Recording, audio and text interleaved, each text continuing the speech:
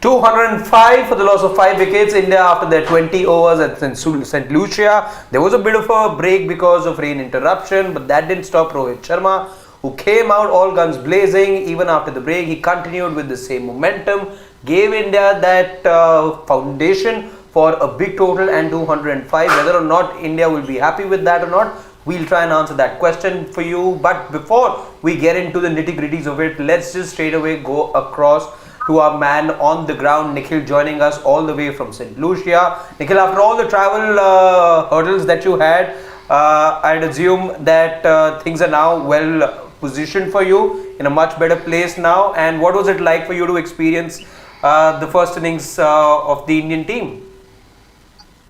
Great place, much better place, great place. We landed in St Lucia just about the time that the game started. It was a tough ordeal, which I've already shared with our subscribers, so I'm not going to get into that. But yeah, I'm only here for a few hours. So landed for this game. After this game is done, we'll do a programming and then probably head back to the airport, because we then have to be heading to Guyana as well. Let me show you beautiful St Lucia at the moment. This is where I am right now. Lovely. Hi, how are you? So this is where I am. And just before I get into, I really want to talk about Rohit Sharma, but before that, I tell you personally, this stadium has always reserved the best. And I think gotten, if I was to make a collection of one ground, if I was to put a collection of the best things that I've seen, there could be one or two innings here and there which will exceed what I've seen here. But collectively, if I had to put together collectively the best innings, which is a ground which I've witnessed live, a collection of good innings, I'd have to say St Lucia, 2006, 180 by Virendra Sehwag. I saw one of the finest test knocks right here, 2006. 2010 T20 World Cup, I saw Suresh Raina's 100, which also happened to be the first 100 by an Indian batter in T20 history. The first ever 100. He got it on this ground. I got to see that. Then the same World Cup, I saw one of the best ever T20 knocks in history. Michael Hussey's 60 of 24 balls versus Pakistan in the semi-final of a World Cup to take Australia to the final from an absolute impossible situation to get those 60. And those days, the pitch wasn't this easy to bat on. That and now the 92 that Rohit Sharma has got, I don't think in terms of 4 to 5 outstanding innings in one ground I may have witnessed. So St Lucia is very kind. Glad I could make it. What do I say about Rohit Sharma's innings? I know that we'll get into, how he batted and then after his dismissal, how things went slightly downhill for India. But I tell you one thing, and this is what I was thinking. I'm never the one to believe in revenge, right? I've never said that players play for revenge because, professional athletes don't think about revenge. They think about what is the job, what is the opposition, what is it that they have to do on a certain day. I think they just think about that. I don't think they think beyond that. But just today, I'm tempted to make an exception. Just today, I think somewhere down the line, even amongst professional sports people that don't always look at revenge history that much, I think Rohit Sharma had a bit of a residue left from that 19th November game. He's spoken about it multiple times. If you remember, he's come out and said that one of the worst days for him. He's spoken about how when he woke up the next day, he still could not believe the game has happened. He was still thinking, no, we have to play a game. It seemed like a bad dream, to put it mildly. This is what he's been saying for some time now, if you remember. I think somewhere today, that pain of 19 November, what he intended to do that day, how Australia came with a plan, everything went wrong for India, all of that, somewhere it was there. And I think that's the intent that he batted with. I mean, murderous form he was showing. I know it's a good batting pitch, but even then, this sort of a knock you've not seen. So I think somewhere, in Hindi as we say now, bhara hua. He was just waiting. That game had to explode, and I think he showed, which I'll start to begin with, that he meant business. That he wanted to tell them that they were probably one of the best teams at that World Cup. On that day, they had a bad day. And, even on that occasion, if you remember, he started in similar fashion, just could not go on. But today, absolutely outstanding, one of the best T20 innings we played. And you see the difference. As soon as he gets out, India is about 127 in 11 odd overs. In the remaining 9, you've gone on to get 80. which is less than 10 and over. And before that, you were going at 12, 13 and over. It looked like you were going at 230, 40. Absolutely outstanding. What a knock it. And the crowd was going absolute wild, crazy. Australia didn't know what hit them. And again, also a lot of those shots weren't that, there wasn't a lot of anger. It was that old school Rohit Sharma timing. Like, let it come onto the bat and he played his shot. Brilliant. Yeah, Nikhil, I just want to specifically talk about the over in which Rohit Sharma hammered Mitchell Starc for 29 runs. I just want to ask that how was the energy within the Australian team at that time, and how was the body language specifically during that over? Because that over pretty much, turned the game on for India, and from there on only, I think they really blazed off to 206. Yeah, at that time, the energy, of course, from the crowd in Australia, I think knowing that today Indian fans, every 6, every 4 is going to be cheered. But that kind of a over that you have against Mitchell Starc, let's not forget, if you see our previews here on Sportsline, we're talking about how Starc should come back in. He wasn't played the last game versus Afghanistan. He got in and Ashton Agar, and you needed to get Starc back and instill fear. And then again, imagine Starc goes in, has a point to prove, always a big match player. Today is a big match for Australia, much bigger than it is for India. All of that put together, and then add to the fact he's a left-arm fast bowler. He must be on top of his mood, top of his game, knowing fully well he's going to be bowling to a Rohit Sharma and a Virat Kohli that have kind of struggled against left-arm paces, everything going in his favour. But when that happened, I don't think Australia knew what hit them. I think that knocked the sails out of their wings, that particular over. And from there on, they tried different things. But in all of this, look at Hazelwood. Bowls 4 overs. That was Jasprit Bumrah like 4 overs that he's bowled. Economy of 3.5. And I think that's where the lesson is for Indian bowlers. See, I think what went against Starc is that, and it works for him. Today, there's a lot of breeze. You can see behind me. You see that tree. A lot of breeze. So I'm sure nothing wrong with Starc pitching it up. That's anyway his strength. He likes to pitch it up. Secondly, with the breeze that's blowing, there is going to be swing on offer. It's an open stadium. So no criticism of his approach. But I think what happened today was that Rohit Sharma knew that this is his strength. This is what he's going to try and do. Get that ball to swing, maybe wrap him up on the pads and all. And he came prepared for that. Just as Australia came prepared in that final on 19 November, I think Rohit Sharma came prepared. Hazelwood, that back of the length, I think that is what is the way to go. And I think if Indian bowlers were watching, they have a lot of lessons there, a lot of tips that they can pick from the Australian bowling. That back of the length is the way to go. Even cutters, I think Starc realized when he came for that second spell that the cutters were the way to go. I think both the wickets, that Rohit Sharma is an off-cutter, Yorker. The Sky wicket is an off-cutter that he bowled. He picked up wickets on that.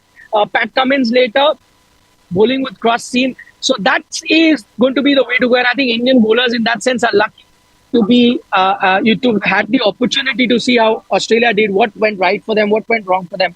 And I think if they apply that, then it's going to be a very, very tough total. Let's also not forget that, even if you swing the ball, which Arshdeep does, which Jasprit Bumrah can do, swing on offer even towards the end, even when the ball had gotten over, it's because of the breeze. You must have noticed that Jadeja 6 that he hit in that penultimate over initially looked like, watching it from the ground, that he's going to be caught. Goes for a massive 6. Why? Because there's a breeze that was blowing this way. So it just allowed the ball to travel, and it went for 6. If he had hit it against the breeze, it would have been caught maybe even inside the 30-yard circle. That's how powerful the breeze here is. So, and then you saw even in the last over, Pat Cummins bowling cross seam, even that ball is swinging. So the swing on offer, if you're sensible enough, I think the Indian bowlers have plenty to play for. I know good batting pitch, but plenty of offer for the on offer for the bowlers too. Yeah. In terms of predictions though, how do we look? I think it's Gulati who was the closest. 210 is what he went in with. But strong indication if you were to look at, the way Australia fielded their bowlers today. There's no Glenn Maxwell. We were expecting 2 overs from him. That probably tells you a thing or two about the 3 Indian spinners though. Are all of them then bowling? I'm beginning to think, do India have other options? But then the other option that you have is a Shivam Dube, and a Shivam Dube may as well get the kind of treatment that a Marcus Stoinis did today. That is what happens when you have a WWE bowler as another option, and Marcus Stoinis with the way that he was treated today, I doubt if Rohit Sharma would be looking at Shivam Dube in these batting conditions. You'll need to pull a lot more overs out of your three seamers on option. Let's see, Arshdeep and Bumrah will definitely bowl 4. Then you'd need at least 3 from a Pandey, if not more. Yeah. Because I think your spinners today will need to be rotational options. You notice that there was not that much on offer for the spinners. Zampa in particular, they took a real liking to. So yeah, and if memory serves me right, last couple of matches, the first couple of balls in his opening spell that Ravindra Jadeja has bowled, he's conceded boundaries. Yes. So on a pitch, I mean, I was a bit surprised. That's a valid point. Actually, I was surprised with no offers to Maxwell. I mean, I know majority of the time you had right-hander batting, with the exception of a Jadeja that came much later and a Pant earlier as well. I would have thought that they would have looked at Maxwell coming in. He's been quite successful in the past as well, especially against the Indian team. You bowl him in the power play, and when they were going for a lot of runs, but maybe I think the mood that Rohit was in, and they thought, let's not bring a off spinner now against a right-hand batter. I think that may have been an issue, but that's not to suggest that it's not going to be helpful for spinners. I was just looking at some records here in St Lucia, just this World Cup, not overall, just this World Cup, that the fast bowlers have gone for plenty. So this is a ground where you can really take the pace bowlers to task, and spinners have come with better dividends. So in that sense, I think India have the spinners. Will all of them get 4 overs? I'm not 100% sure, but I wouldn't be surprised if they did too, because I think the spinners can be effective here in terms of controlling runs and also in terms of picking up wickets.